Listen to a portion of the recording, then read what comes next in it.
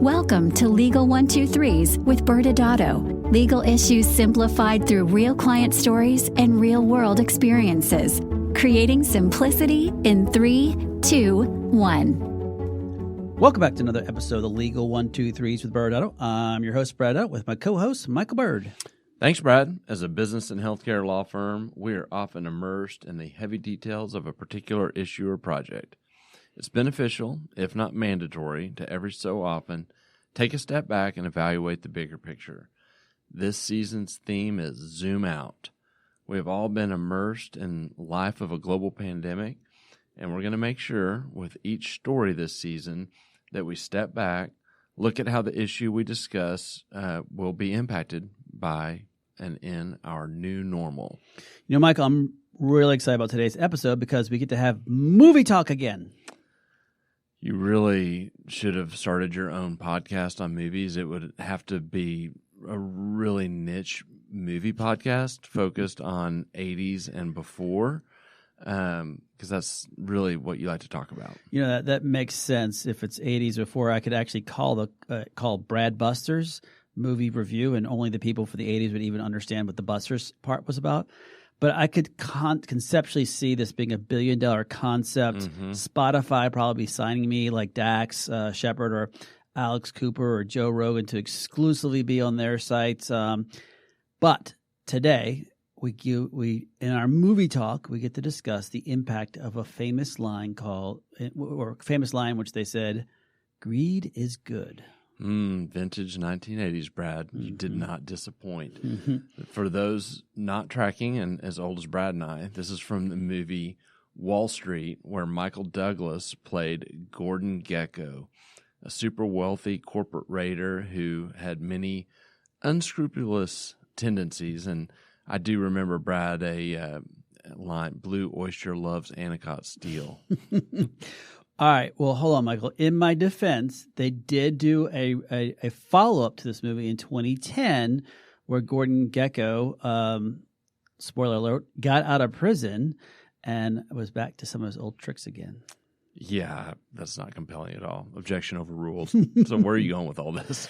Well, Gordon Gekko owned and ran his own hedge fund in this movie, and that meant he was buying companies, obviously trying to buy low, sell high, or take the companies apart piece by piece. Plus, he may have done a little inside trading to get ahead of the game, which I still think might be illegal, but or frowned upon. But of course, this no way represents what the hedge funds or private equity are doing in today's industry. So let's fast forward out of the movie world of the 1980s into the real world where private equity is actually constantly seeking different industries. But Michael, they've definitely been heavily involved in the medical industry.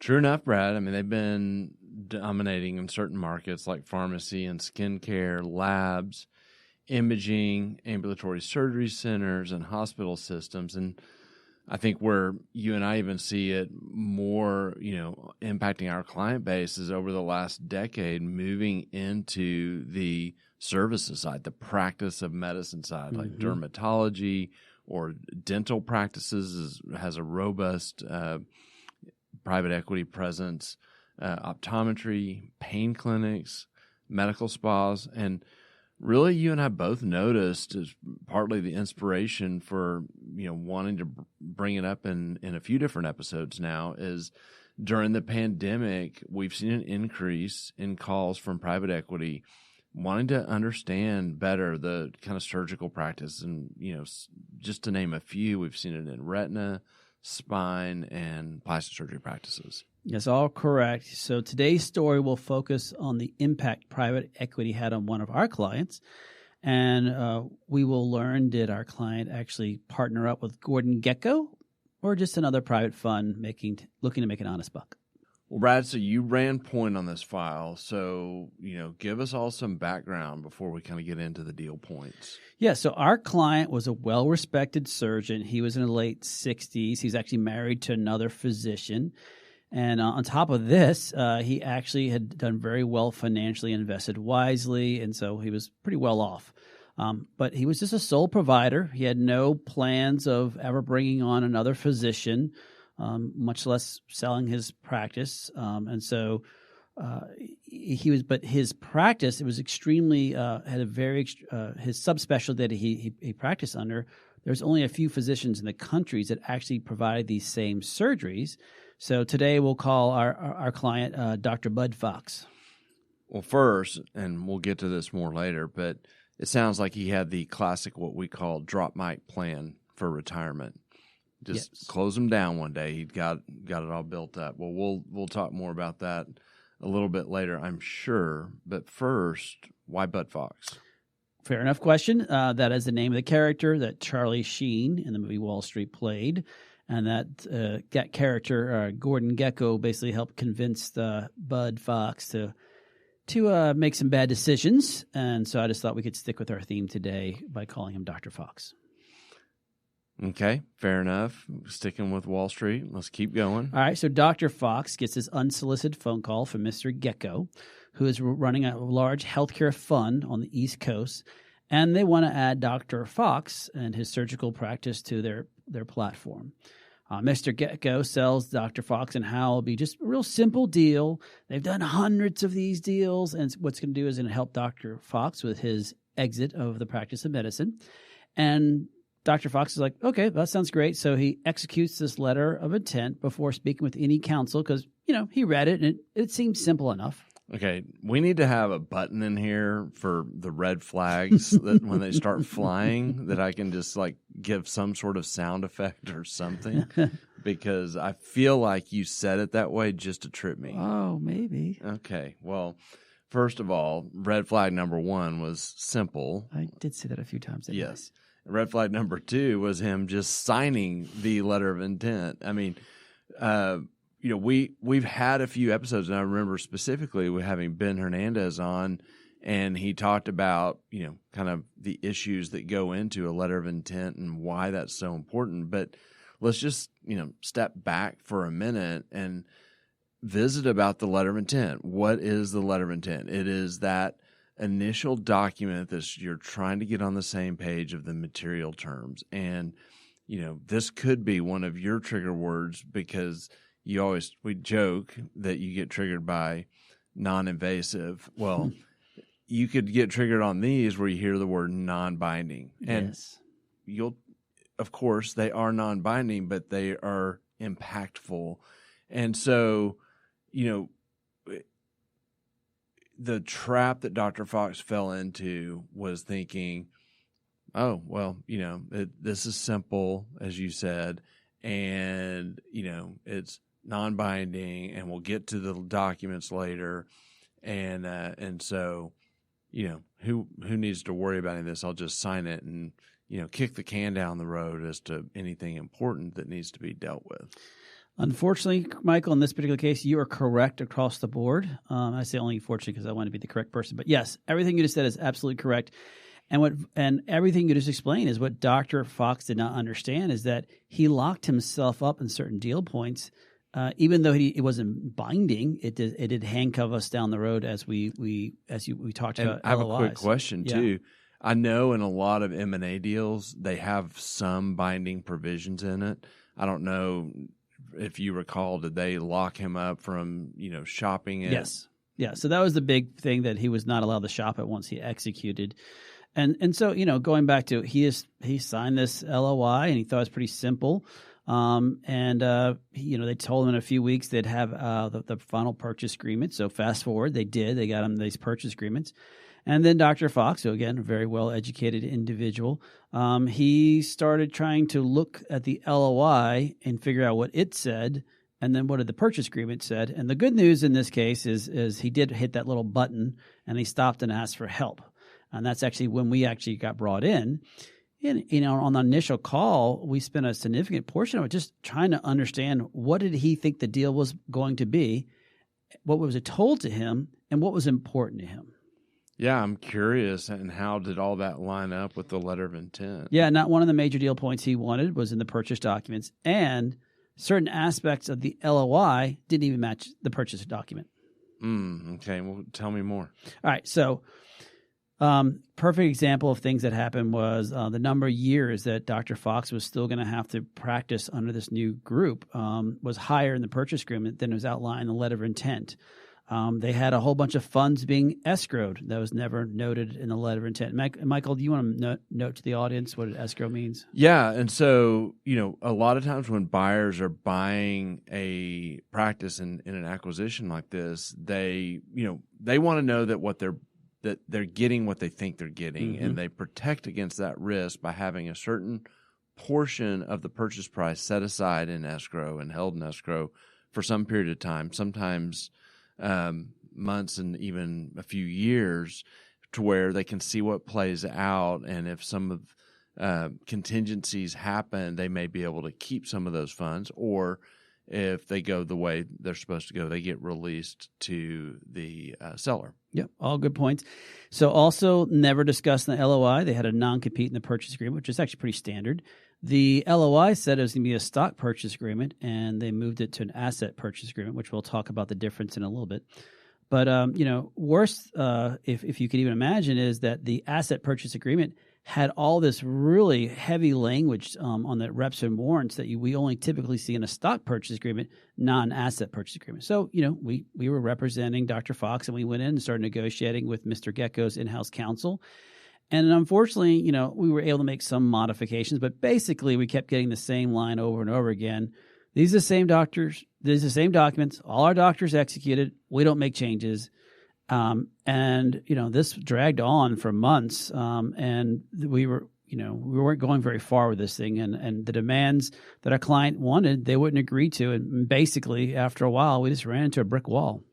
Straight out of the hospital negotiations playbook. This is the way we do it, and you will like it. Yes. Well, those are some pretty significant and material terms, and I'd like us to dive deeper in some of them on the second half of this episode, including, as you mentioned, the stock purchase agreement versus asset purchase agreement. And, of course, I'm curious and want to learn what happened with Dr. Fox and Gordon Gekko after this break. Many business owners use legal counsel as a last resort rather than as a proactive tool that can further their success. Why? For most, it's the fear of unknown legal costs. ByrdAdatto's Access Plus program makes it possible for you to get the ongoing legal assistance you need for one predictable monthly fee. That gives you unlimited phone and email access to the legal team, so you can receive feedback on legal concerns as they arise. Access Plus, a smarter, simpler way to access legal services. Find out more. Visit ByrdAdatto.com today.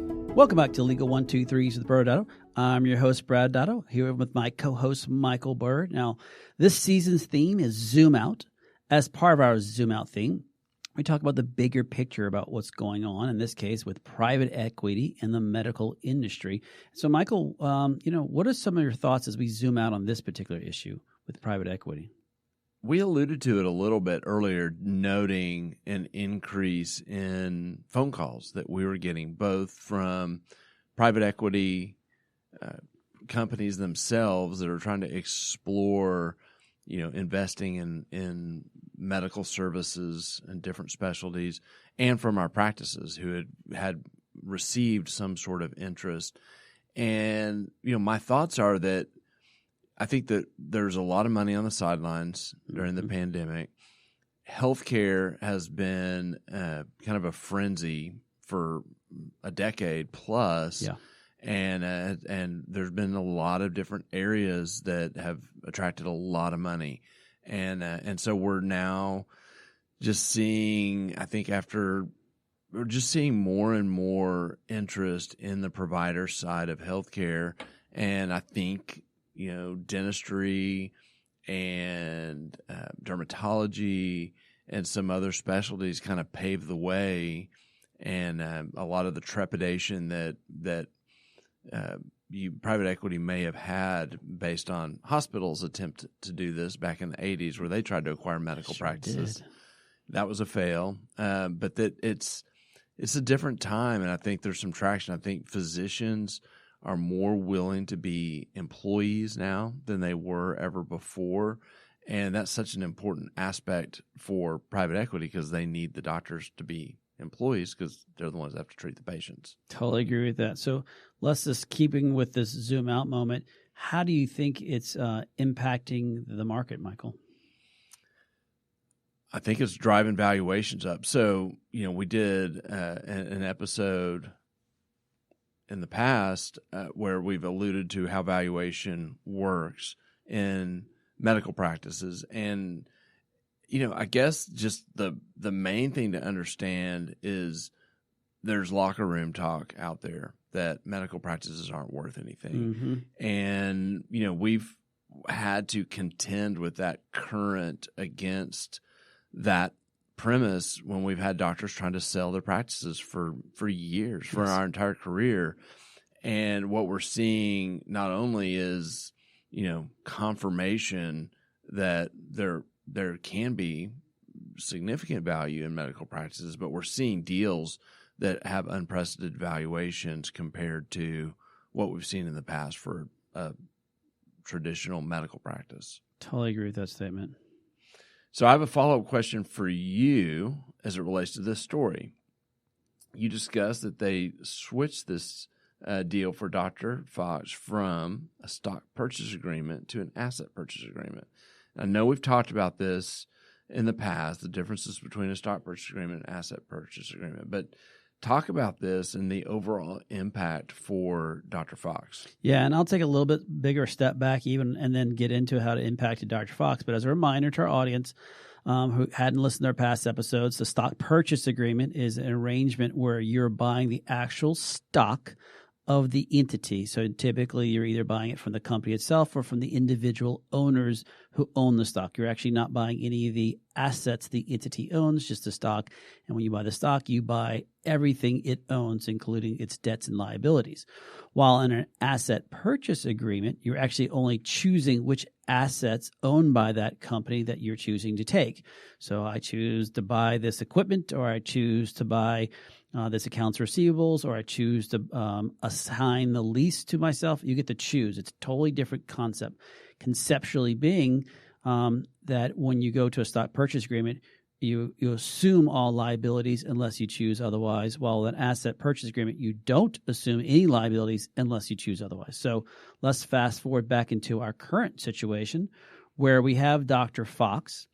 Dr. Fox is originally, he was going to have them basically assume all his liabilities, and that way when he was going to retire, they had all those liabilities, and so to him it made sense. It was great. When they switched it to an asset purchase agreement, and I know when you and I typically represent a individual who wants to purchase another individual, when we can, we prefer asset purchase agreement. And we can definitely get into that in a second, but let me stay on Dr. Fox's story. That meant they were pooling and choosing which assets they wanted to take, so like his lease and some of his employees and stuff like that. But that meant all the liabilities that were part of his practice prior to that purchase were all going to be still remaining for his liabilities. So his tax liabilities, his other employment liabilities, he still was liable for that. And he needed to make sure that he made sure that he had money set aside to take care of any of those liabilities. The other piece, though, is if I mentioned early on the reps and warrants, they were asking him to represent and warrant a whole bunch of things, which are typically not part of the asset purchase agreement, which meant they have it. If he said, oh, yes, I had a great compliance plan in place, and later on it turns out he didn't have a great compliance plan in place, they could hold that against him saying, hey, in your reps and warrants, this is not correct, which makes no sense typically in your asset purchase agreement. But again, going back to our Gekko in-house counsel, who kept saying over and over again, well, that's how we always do deals.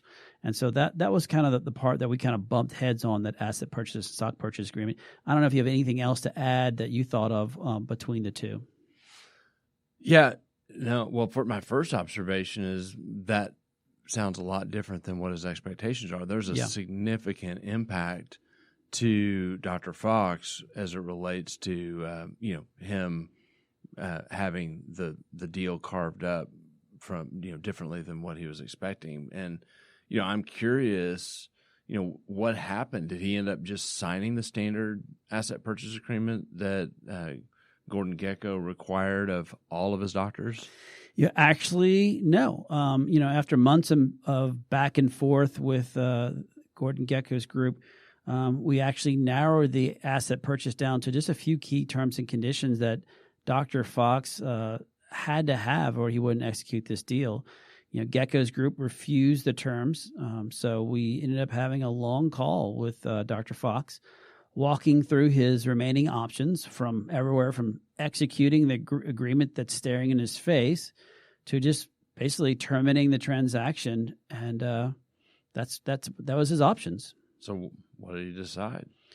Well, I called Gekko's counsel and told them that we were sending an official notice of termination of the agreement, which was consistent with the letter of intent.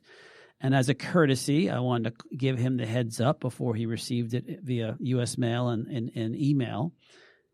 And there was this really awkward long pause from the attorney. And he said, basically, is he really walking away from this deal? He's getting paid $2 million at closing. How can he be walking away? My response was pretty simple. If you remember, Dr. Fox did not need this money. He was well off, and he would be happy to join their organization. But if these certain terms were not there, there was no reason for him to do it. So he decided to walk away.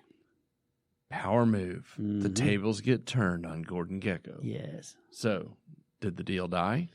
Yeah, not exactly. About 2 weeks later to the day of the call, we actually inked the deal with the key terms that were important to Dr. Fox, which they never added to their agreements. My client got $2 million at closing for his solo practice, but Dr. Fox's ability to walk away from the deal was a significant advantage. Most physicians who Gordon Gekko's groups acquire, they're not willing to walk away from that kind of money. And the private equity, they pretty much know this. They were actually counting on the fact that greed is good. But our doctor was not tempted nor willing to sign anything they put in front of him this time, because if you remember, we had signed LOI early on. So, Michael, as we get done with this incredible story of walking away from $2 million, but still getting the $2 million, what are some of your final thoughts? I alluded to this at the beginning when I talked about the drop mic plan. Mm-hmm. We actually added this to our speeches because we have doctors who are like, I'm good. I'm practicing. I just want to wind my practice up. I don't need to sell it. I've gotten what I want out of it, and I really just want the freedom to control when I leave and to walk away.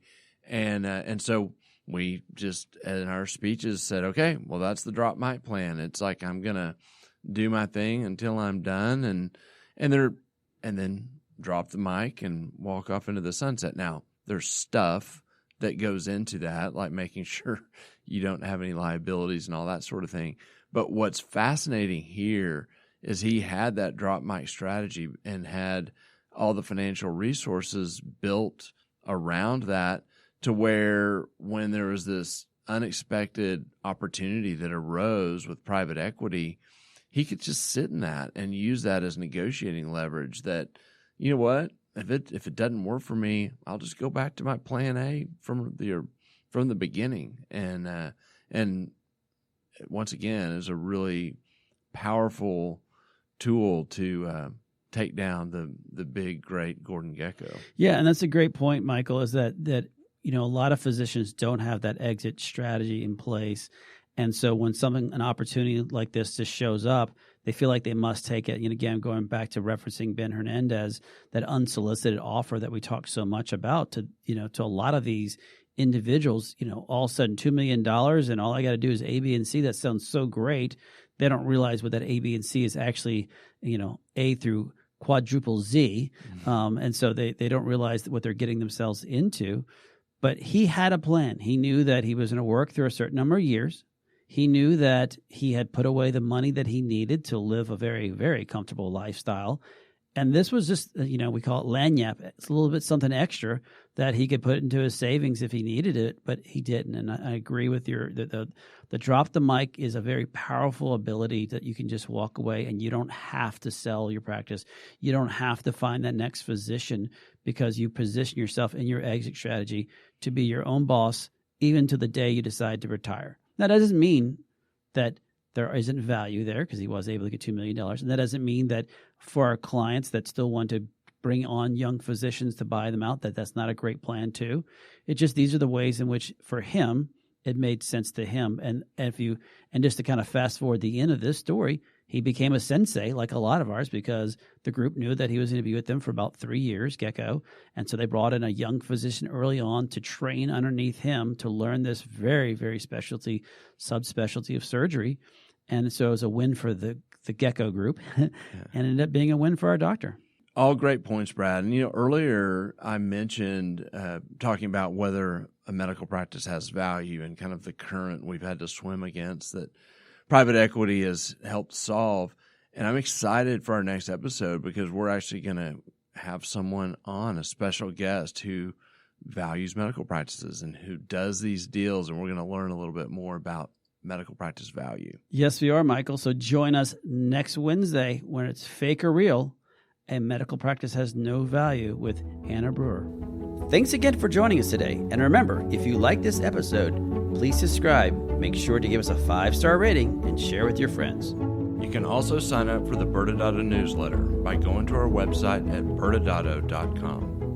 ByrdAdatto is providing this podcast as a public service. This podcast is for educational purposes only. This podcast does not constitute legal advice, nor does it establish an attorney-client relationship. Reference to any specific product or entity does not constitute an endorsement or recommendation by ByrdAdatto. The views expressed by guests are their own, and their appearance on the program does not imply an endorsement of them or any entity they represent. Please consult with an attorney on your legal issues.